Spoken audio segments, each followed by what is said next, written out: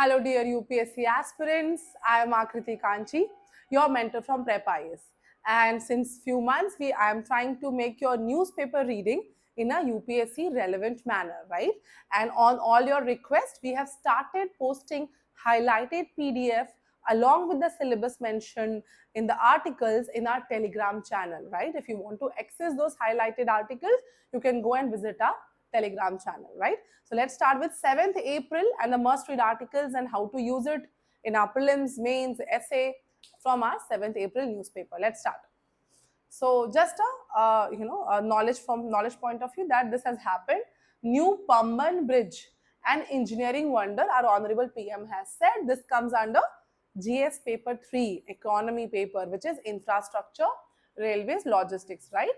So our honorable PM inaugurated the new Pamban railway bridge, which connects Rameshwaram, which is an island of the Tamil Nadu, with the Ramanathpuram in the mainland. Okay, Rameshwaram as an island, Ramanathpuram in the mainland. Okay, so it is a 2.08 kilometer bridge over the Palk Strait. Okay, which has a 72.5 meter vertical lifespan that can be raised to height of 17 meters if a ship movement has to be done beneath it. Okay, so since that area is very very corrosive environment is there, that's why the bridge has been constructed with stainless steel reinforcement and features high grade protective paint, right? This basic knowledge is important from prelims point of view. Another article important from mains point of view. Only 12% of judges in high courts have declared assets data, right? Now this is about judiciary's functioning, transparency and accountability. You can look at this data, right? So Kerala has highest number of high court judges who have declared their assets, right? And Delhi has only 7. Why are we talking about this? Because recently there was a case of burnt currency filled in sacks from a Delhi High Court judges accommodation, right? So among the 769 judges currently serving in high courts all over the India, only 95 or mere 12.35%, सिर्फ 12% have disclosed their assets and liabilities on their official websites, right? So the discussion has been going on about transparency within the judiciary, a broader issue of asset discussion among judges. Because of this issue, the 33 serving Supreme Court judges, 34 is the total sanctioned strength, 33 are the serving Supreme Court judges, so one place is vacant. They agreed in the full court that they will make their asset declarations public on the official top court's website, right? The Supreme Court has started doing it. Let's move to the next article. So this has been started in Delhi government since new government has come. Government's Anganwadi cum crèche plan could enable working mothers to stay in workforce. So great initiative by Delhi government. This comes under GS paper 2, welfare schemes for vulnerable sections like working mothers and children, right? So in the first budget, the Delhi government has said that they will keep aside 50 crore rupees to convert 500 Anganwadi schools into Anganwadi cum crèche centers under the Palna National Crèche Scheme. So mothers who can leave their children and they can go for work, right? So this aims to provide quality child care for children aged 6 months to 6 years, enabling working mothers to stay in the workforce. Okay, so this is mentioned in the article 45 of DPSP. Okay, so Delhi currently houses 10,000 Anganwadi centers, and because of this, the people of Delhi will benefit. Let's move to the next article directly on the editorial page. Now, April 7 was a World Health Day, right? So there are all the all the articles in the editorial and opinion pages are about health. So you can keep a health folder in GS paper 2 where you can mention broad points. They are talking about several dimensions. So this is about prescribe preventive medicine for a healthy India. This is the founder of Apollo Hospitals, Dr. Reddy, right? So this comes under GS paper 2, issues relating to management and development of social sector relating to health sector, right? He is talking about non-communicable diseases, NCDs. What are NCDs? Heart diseases, diabetes, which happens because of bad lifestyle. If you're not eating fine, if you're not doing things fine, then you develop this non-communicable diseases like high BP, right? All this. So this is a silent epidemic which will threaten not only our humans, our citizens of country, but also has huge economic and development ambitions. India's working age population is increasingly affected. Nowadays, young people are also affected by heart attacks, right? Youthful demographic dividend, who is supposed to contribute to economy, is suffering itself, right? So human cost, economic impact is huge. There's a report of World Economic Forum, the study with Harvard School of Public Health. The study projected that between 2012 and 2030, in 18 years, non-communicable disease in 18 years, okay, non-communicable disease would inflict a loss of around $3.5 trillion to $4 trillion on the Indian economy. That's huge amount for a developing country like India who wants to be Viksit Bharat. Here, an investment in preventive healthcare is not an expense but also an economic strategy. So he's emphasizing on preventive medicine. Before things come, take action then only. So he's talking about good exercises and good lifestyle, right? So that you can reduce this chronic obstructive pulmonary diseases, etc. He's also telling, to use digital health technology like smartphones, apps, wearables to big data analytics, which will also help you to know the basic tracking of your, your health indicators. Role of AI, artificial intelligence in predictive health modeling is huge, right? Algorithms can analyze vast data sets to predict individual risks for non-communicable diseases, right? Individual profile and a health risk score. This can be made, right? So he's emphasizing on machine learning models which can scan chest x-rays or computed tomography scans to detect early lung nodules, things like this, right? So preventive medicine. And he's telling to move from reactive cure model to preventive model. National program for prevention and control of NCDs he's talking about. And he's saying we should improve urban planning so that there are green spaces for exercise. Education curricula should include health and nutrition. Children should learn how to improve their health from childhood. Food industry regulation should encourage reduced salt and sugar, about which economic survey has also talked about high taxation on such high salt and sugar kind of food, right? High processed food. Next article. This is important from scheme's point of view. Health and sanitation as the pillars of healthy India. This again comes for health sector, right? So World Health Day.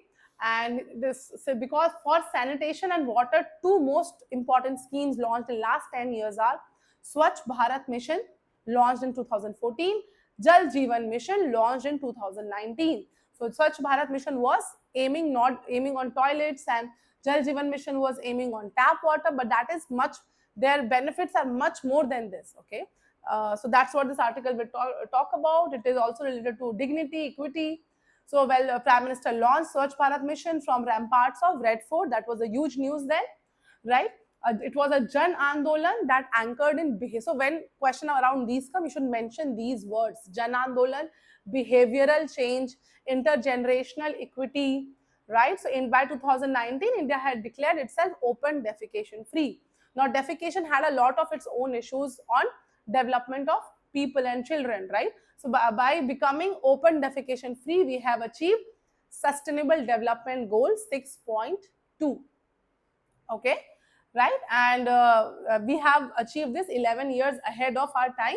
A WHO report estimated that from 2014 to 2019, through sanitation mission, 3 lakh diarrheal deaths were stopped. 3 lakh diarrheal deaths could be stopped because of such a mission, right? A UNICEF study found that 93% of women felt safer and after getting a toilet at home, and ODF families now save 50,000 rupees annually in healthcare costs, ensuring higher savings, right? Because of this, less problems, less diseases were happening. Groundwater contamination used to happen earlier, but now in ODF it reduced, right? And that also led to a lot of reduced diseases. 60,000 to 70,000 child deaths are prevented every year due to improved sanitation access. Great contribution in human lives, especially in rural areas, okay? In 2019, also Jal Jeevan Mission tried to contribute similar revolutionary changes in people's life so that every rural household receives clean drinking water through a tap connection. So of course, infrastructure has to be provided, but it also led to freeing human potential, right? It has a lot of socio-economic impact, as also mentioned by Nobel laureate Dr. Michael Kremer, right? So safe water will be available. So 1.36 1.36 lakh child deaths can be averted. Okay, and 5.5 crore hours are saved every day, mostly by women who had earlier spent time fetching water on their head in pots. Okay, now their times are saved.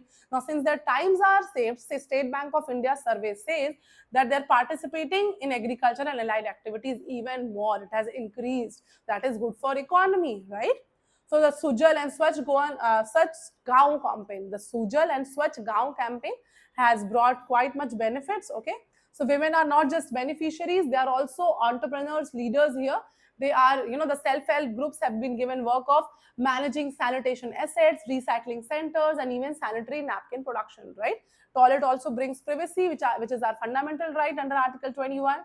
And other things that were contributing in it is, galvanizing organic bio-agro resources dhan, which is 𝐿𝐴𝐲𝑒𝑟 dhan. Okay, biogas plants, plastic waste management units. These are great examples for Global South, which India has, shown them. So every rupee invested in WASH, that is water, sanitation, and hygiene. This WASH question has been asked in PYQ of 2016. Okay, yields manifold. So every rupee invested in this WASH sector has manifold returns in health, productivity, gender equity, and environment sustainability. Okay, next article. They are also talking about a lot of health issues and solutions thereby. So bridging gaps, building resilience. This article is also on World Health Day, April 7. So they are saying that Ayushman Bharat, Pradhan Mantri Jan Arogya Yojana has tried to achieve a lot, right? But still there are several issues, right? Health and Wellness Center, though have improved primary care, but there are so much challenges like staff shortages. So a lot of health wellness centers do not have people to take, do not have medical staff. They do not have they have inadequate diagnostic facilities, irregular medicine supplies. So these are issues. So what government should do? It needs to invest more in tier 2 and tier 3 cities and encourage medical professionals to work in underserved regions and not just in metros. Okay, policy support, enhanced infrastructure will be a good thing, and digital innovation like telemedicine will also help here. Other issue is 2024 International Diabetes Federation reported 101 million Indians with diabetes. Okay, air pollution accounted for 1.6 million deaths in 2019. Air pollution is killing 1.6 million people according to the Lancet. Because there are several challenges with respect to environmental health, diabetes. National Family Health Survey says 35% of children under 5 are stunted, and 57% of women in the age category of 15 to 47 are anemic. Okay, so there should be certain measures like, so there are solutions like Poshan Abhiyan and integrated child development services, which are working to decrease the malnutrition among women and children, but more needs to be done, like data tracking, community engagement, multi-sectoral coordination. Other issue is public health funding is too low in India, which is only, in 2025 budget also, it was only 1.96%, around 2%, right? So high out of pocket spending continues. So we need to increase, the government need to increase the budget contribution in health. Though Ayushman Bharat Digital Mission and eSanjeevani have, facilitated over 10 crore teleconsultation, which is quite a achievement here, but still there are a lot of issues related to digital problem, So there's digital divide, which leads to healthcare disparities. Also, cyber security issue is also there, okay? And the lack of strong data privacy laws, which can undermine public confidence. Okay, so India needs to invest in rural internet infrastructure. So training for frontline workers, comprehensive data regulation, all this is required. AI diagnostics, wearables and remote monitoring, etc. can improve the situation here, right? India is going fine with respect to, it is going in right lines with respect to Sustainable Development Goal 3, good health and well-being. Developing nations are focusing on public health, and we are also doing that. India's G20 presidency in 2023, 2 years back, served as a platform to demonstrate leadership in vaccine equity, okay, digital public goods and health diplomacy, okay. So aligning domestic initiative with global frameworks, right, will bolster our preparedness to deal with all kind of situation. Mental health also they are discussing, and climate resilience are equally pressing. The certain initiatives by India are good, like Telemanas helpline and the National Action Plan on Climate Change and Human Health is good. So, but this NIMHANS survey talks about the seriousness of mental health, right? That 14% of Indians suffer from some form of mental disorder, right? So it needs increased investment and awareness. Okay, let's move to the next article. In the next page, can the US president serve a third term? So we are comparing here, this article is comparing a little bit of US presidentship and India's prime ministerialship. So this comes under GS paper 2, comparison of Indian constitution with that of other countries.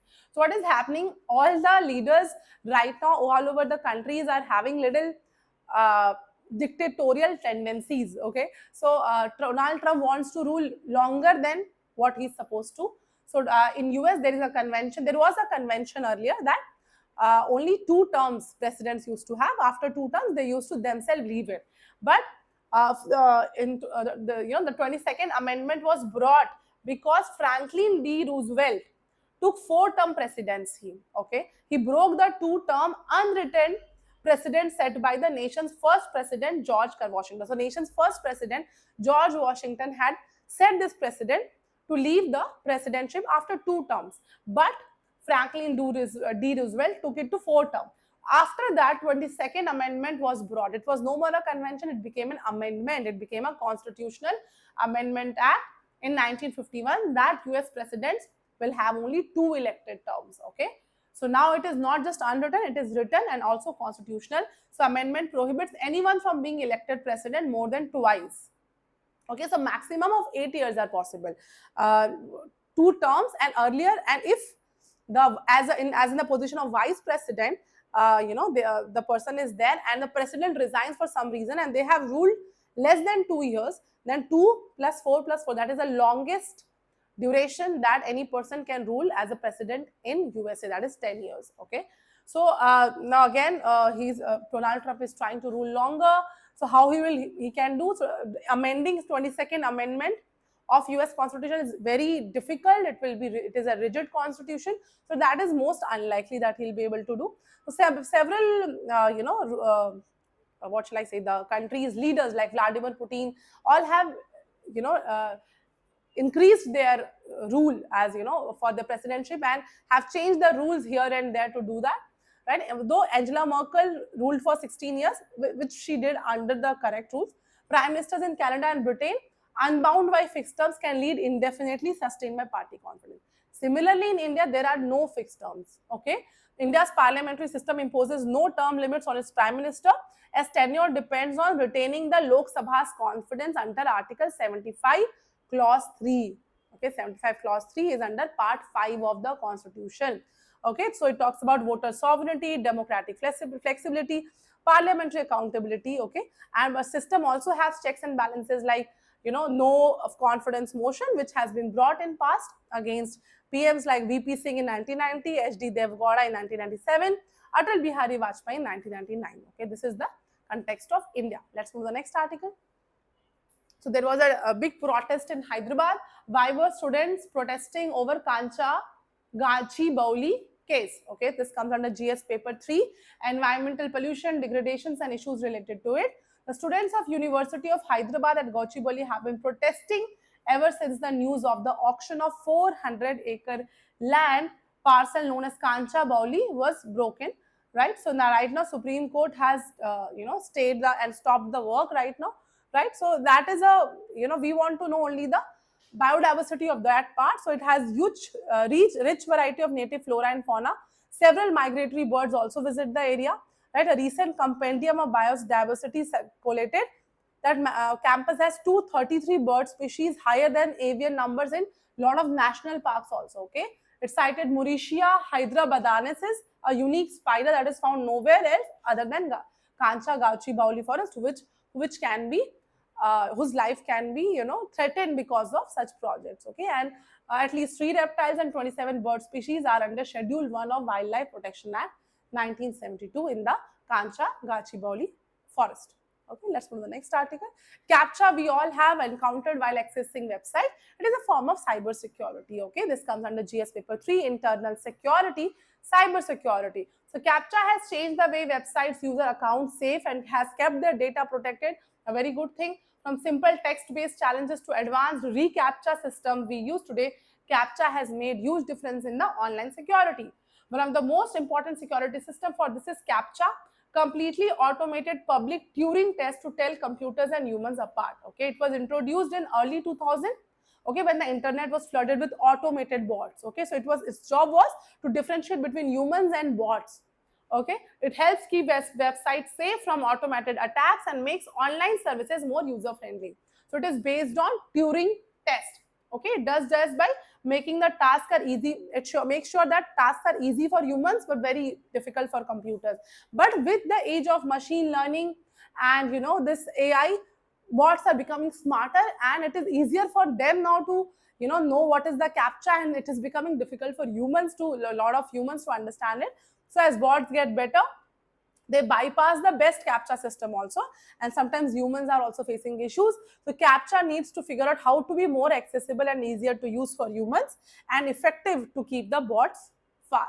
Okay, next thing is about this next quiz is about William Wordsworth. Why have I marked him? Because he is a great poet whose poems can be used in your essay, right? In William Wordsworth, he was an English romantic poet from 1770 to 1850. His poems are already being used by toppers in their essays. Okay, so his one of the famous poems, I Wandered Lonely as a Cloud, also known as Daffodils, can be used in ending of the essays. And you can further, he talks about nature, beauty of nature, and and everything. So you can use it at the ending of the essays and things like, or even the beginning. Okay, so you can use this from the quiz. Let's move to the next article. Yeah, so this is Modi launches Indian aided railway projects on last day of Sri Lankan trip. Okay, so landmark railway modernization projects implemented under the India-Sri Lanka Development Partnership represent a significant milestone in North-South rail connectivity in island nation. Okay, so this comes under GS paper 2, India and Sri Lanka bilateral relations, and also one of the prelims fact is mentioned here. So they have visited historic city of Anuradhapura in north-central Sri Lanka. Okay, so there is a Jaya Shri Mahabodhi temple that they have visited. They have offered prayers at the sacred Jaya Shri Mahabodhi temple in Anuradhapura. Why have I marked it? Because it is believed that revered Mahabodhi tree at the temple, the sacred Bodhi tree of the temple, has its origin in India's Bodh Gaya. Because the sapling from the Bodhi tree was brought by Theri Sangamita. Who was Theri Sangamita? She was the daughter of Emperor Ashoka. So it is believed that she took the sapling from Bodhi tree of Bodh Gaya to this Anuradhapura, right? Anuradhapura, and that's why, and planted there in the precincts of the temple, and that is leading to civilizational linkage between India and Sri Lanka. Let's move to the next article, last article of the day on the science page. Yeah, West African chimps are losing their culture in another human legacy. Right, so scientists reported 4 dialects that male wild chimpanzees use in the Thai National Park to find mates.